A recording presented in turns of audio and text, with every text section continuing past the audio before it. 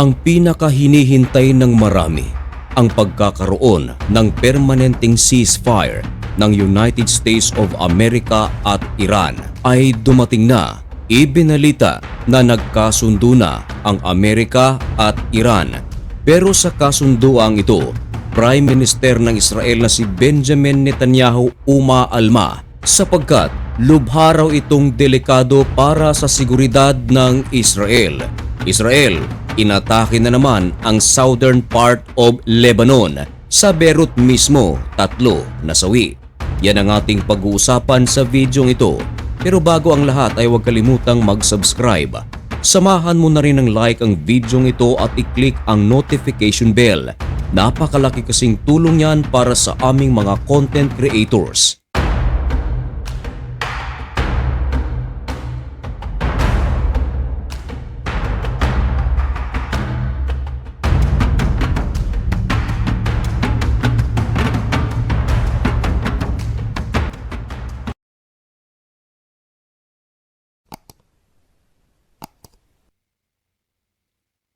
Maligayang pagbabalik mga kaibigan.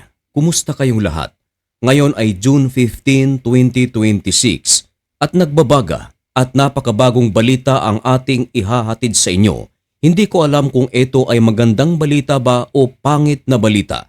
Well, sa kabilang dako mga kaibigan, ang United States of America at Iran ay nagkasundo. Well, napakagandang pakinggan na magkakaroon na ng permanenteng ceasefire ang United States of America at Iran na siya namang pinaka-aasam-asam ng napakaraming tao sa Iran, sa Lebanon, maging ng Gulf countries kasama na ang Saudi Arabia, maging ng Israel at ng United States of America. Sa loob ng maraming buwan mula noong February 28, 2026 nang mag-umpisang umatake ang United States of America at Israel sa Iran, napakaraming buhay ang nawala. Maraming mga missiles ang pinakawalan. Maraming mga infrastructures ang pinadapa. Mga fighter jets nawasak. Mga warships lumubog. At ang tanging pag-asa ng maraming mga taong kalapit dito ay ang tinatawag na ceasefire. At bago naman makamit ang ceasefire, kinakailangan munang magkasundo sa gusto ng magkabilang panig. Bago sumiklab ang digmaan noong February 28, nagkaroon muna ng halos linggong pag-uusap ang United States of America at Iran. Unang pag-uusap ay walang nangyari. Pangalawang pag-uusap na isinagawa sa Oman ay wala pa ring pangyayari.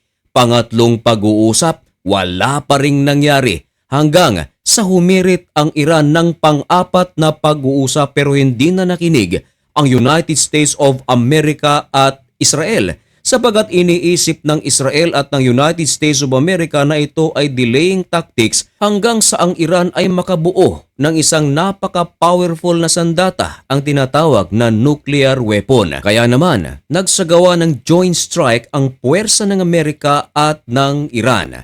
Wasak ang napakaraming probinsya ng Iran.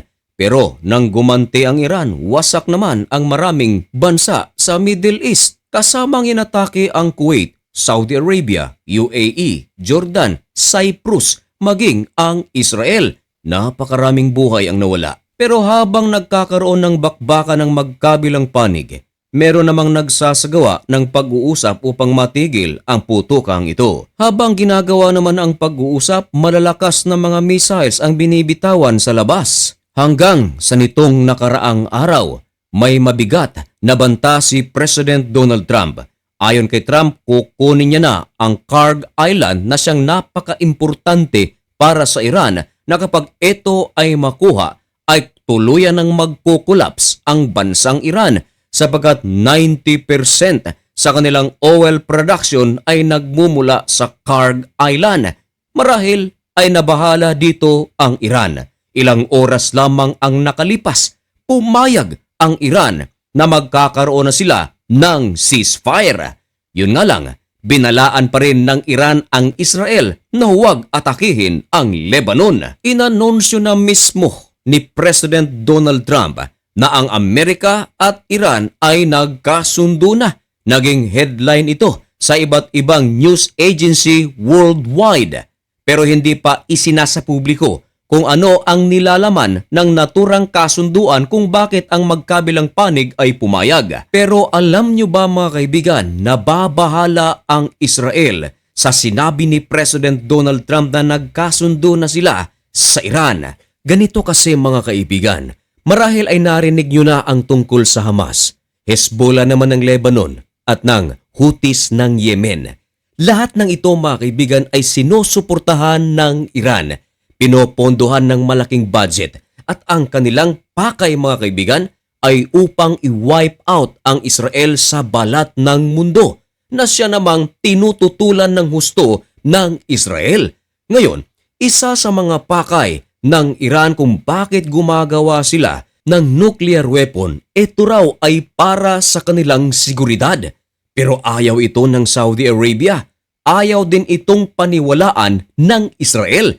Ang paliwanag kasi ng Israel mga kaibigan, kung gumawa ang Iran ng Hamas, Hezbollah at Houthis upang sirain ang Israel, meron pa nga silang slogan na nagsasabing death to America, death to Jews, and victory to Islam. Kaya ayon sa Israel, paano na lang kung magkaroon sila ng nuclear weapon? Maaaring maging target ang Israel. Kaya mariing tinututulan ni Benjamin Netanyahu ang pagkakaroon ng deal ng Amerika at ng Iran. Marami ang mga nagsasabi na kaya nagagalit ang Israel dahil sa deal na ito. Paniwala kasi ng Israel na humihina na ang Iran. Marami na kasi silang mga drones na nawasak, mga military base na nawasak, mga facilities na may kinalaman sa proyektong nuklear. Mga air defense system ay nawasak, mga fighter jets. In short, humina na sana ang puwersa ng Iran. Pero dahil daw sa ceasefire na ito, dahil sa deal na ito, ay muling magpapalakas ang Iran. Kaya bagay ito na tinututulan ni Benjamin Netanyahu. Para na ring sinasabi ni Benjamin Netanyahu na walang nangyari sa kanilang pakikipaglaban dahil muling lalakas lang din ang Iran. At dahil tinututulan nga ito ni Benjamin Netanyahu, ibinalita ng NBC News na ang Israel ay nagsagawa ng pag-atake sa Beirut. At dahil sa pag-ataking ito, kumpirmado 3 ang nasawi. Ito na ang pang-apat na pag-atake ng Israel sa Hezbollah ng Lebanon buhat nung buwan ng April. At ang pag-atake sa Hezbollah ng Lebanon, big deal ito para sa Iran. Pero ganun pa man, kahit na ito ay big deal para sa Iran, ay hindi ito kinatatakutan ng Israel at nagsasagawa pa rin ito ng mga malakihang pag-atake. At dahil nababahala si Donald Trump na baka hindi matuloy ang pagpipirma nila ng kanilang kasunduan dahil nga sa mga ginagawang pag-atake ng Israel, kinausap ni President Donald Trump si Benjamin Netanyahu sa pamamagitan ng telepono at ibinalita ito ng The Jerusalem Post at ang kanilang pinag-usapan ay ang pag-atake ng IDF sa Beirut. Iginigiit ni Trump na merong karapatan ang Israel to defend themselves. Pero ibang bagay muna ngayon, wag daw atakihin ang Lebanon. Yan ang pinag-usapan nila sa telepono. Kung kayo ang tatanungin mga kaibigan, tama kaya si Benjamin Netanyahu o mali? Ipaalam ang inyong mga opinyon o komento dyan sa comment section. Mga kaibigan, hanggang dito na lamang muna ang video ito. May God bless you and thank you so much for watching. Goodbye.